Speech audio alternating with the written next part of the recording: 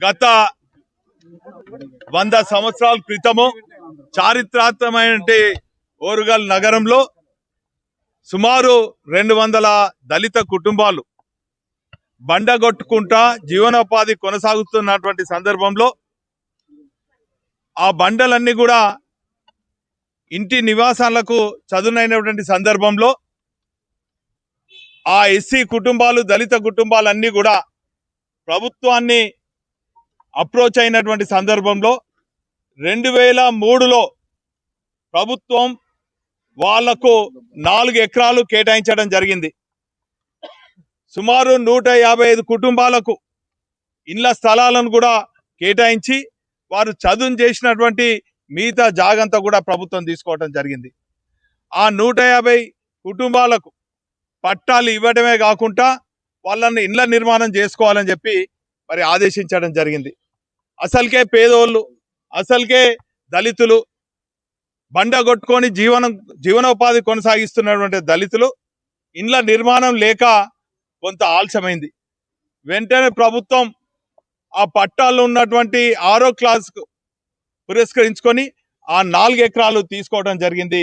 మిగిలిన ఎకరంన్నరలో 55 కుటుంబాలు ఇండ్ల నిర్మాణం చేసుకొని తెలంగాణ రాష్ట్రం ఏర్పడిన తర్వాత తెలంగాణ తొలి ముఖ్యమంత్రి ప్రవేశపెట్టినటువంటి మిషన్ భగీరథ కింద అందరికి కూడా ఉచితంగా నీటి సరఫరా చేయడం జరిగింది.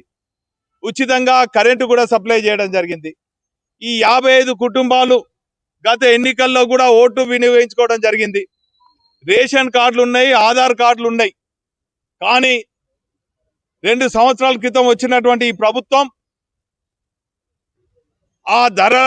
ఆ బండగొట్టినటువంటి స్థలం ధర పెరిగిందని చెప్పి అభివృద్ధి పేరిట ఆ స్థలాన్ని లాక్కునే ప్రయత్నం చేసింది. వీళ్ళు ప్రతిఘటించడం జరిగింది. వెంటనే కరెంటు కట్ చేస్తామని చెప్పి ఎలక్ట్రిసిటీ అధికారులు, మున్సిపల్ అధికారులు వచ్చి దౌర్జన్యంగా అక్కడ చిరు వ్యాపారం చేసుకుంటున్నటువంటి దళిత సోదరుల సముదాయాలన్నిటిని కూడా మరి ఆ దళిత కుటుంబాలకు దళిత బంధు కూడా ఇప్పియడం జరిగింది.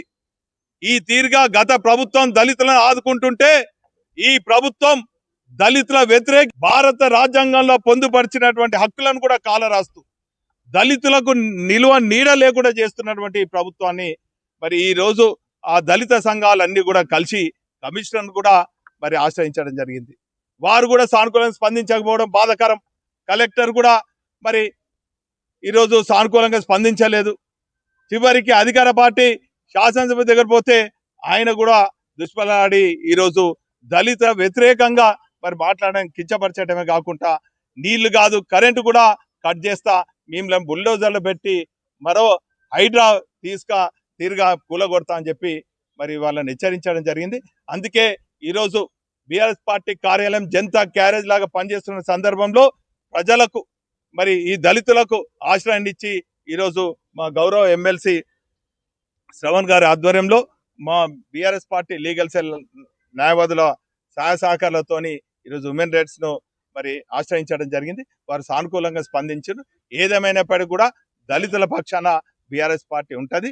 ఖచ్చితంగా ఈ దళితులను మరి ఖచ్చితంగా న్యాయం జరిగే వరకు కూడా దశల వారీగా మా ఆందోళన కొనసాగిస్తాం.